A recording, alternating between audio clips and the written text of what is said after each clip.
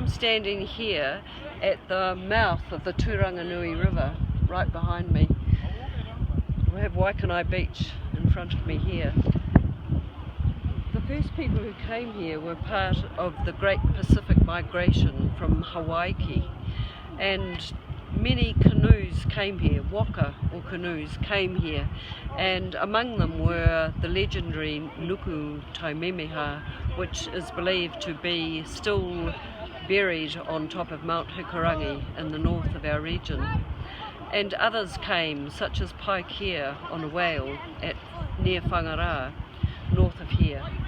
And still others later, the Hirota and the Takitimu, who came to this area, bringing the first people who settled here and made their life here.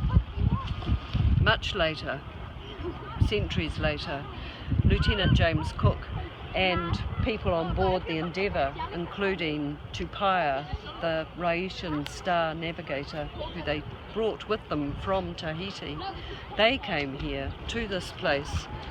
And across the river here, behind that boat and the logs that are now part of the forestry industry, behind there is where Cook and his men first stood on the land that is Aotearoa, which we now call New Zealand. They landed there with two little boats, one slightly bigger than the other, and aboard they left 4 boys in charge of the small boat over there while they came onto this side of the river, where they started exploring the settlements around. And while Cook and his men were gone exploring,